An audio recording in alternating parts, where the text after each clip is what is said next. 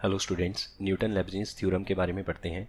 इस थ्योरम का हमें क्या फ़ायदा है। ये थ्योरम हमें हेल्प करेगी डेफिनेट इंटेग्रल्स का डेरिवेटिव फाइंड आउट करने में। ठीक है, so Newton Leibniz theorem provides a formula to find derivative of definite integrals, जहाँ पे लिमिट्स के अंदर एक डिफरेंशियल वेरिएबल होगा। लिमिट्स के अंदर वेरिएबल छुपा हुआ है जिसको हम डिफरेंशिएट कर सकते हैं। ठीक है, अच्छा, ये वाली थ्योरम अप्लाई करने से पहले ना, जब आपने डेफिनेट इंटीग्रेशन को पूरा पढ़ लिया तो आपको सब पता चल गया है कि एक्सटर्नल वेरिएबल क्या होता है और इंटरनल वेरिएबल क्या होता है ना। तो होगा क्या कि ये वाली थ्योरम अप्लाई करने से पहले जो इंटीग्रेशन के अंदर एक्सप्रेशन लिखा है, उस एक्सप्रेशन में एक्सटर्नल वेरिएबल प्रेजेंट नहीं होना चाहिए। अगर एक्सटर्नल वेरिएबल और इंटरनल वेरिएबल दोनों इकट्ठे प्रेजेंट हैं इंटीग्रेशन में, तो फिर आपको पहले इंटीग्रेट करना पड़ेगा, थोड़ा सिंप्लीफाई करना पड़ेगा, उसके बाद आप डिफ्रेंशिएट कर सकते हैं। अदरवाइज़ अगर इंटरनल वेरिएबल कुछ और है, एक्सटर्नल वेरिएबल कुछ और है, मतलब दोनों एक क्लब होके इंटीग्रेशन के अंदर अपीयर नहीं हो रहे, तो आप डायरेक्टली डिफ्रेंशिएट कर सकते हैं। मैं करके दिखा देता हूँ कैसे। लेट अस से मेरे पास ये एक फंक्शन है f x, that is equal to integration of g t with respect to t, मतलब जी टी के साथ डी टी। और अपर लिमिट में लिखा है कोई भी x का फंक्शन के एक्स, लोअर लिमिट में कोई भी x का फंक्शन एच एक्स।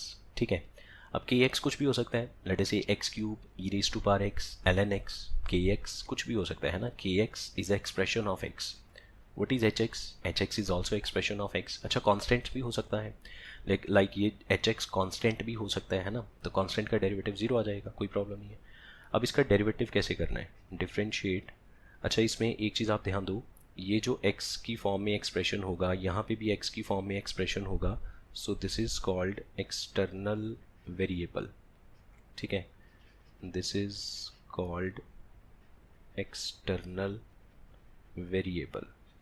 और ये जो जी टी डी टी लिखा है, this t is called internal variable. ठीक है जी, this is called internal variable. अब डिफ्रेंशिएट करेंगे with respect to external variable, that is x। ठीक है, जो डेरिवेटिव है वो हमेशा एक्सटर्नल वेरिएबल के विद रिस्पेक्ट होगा।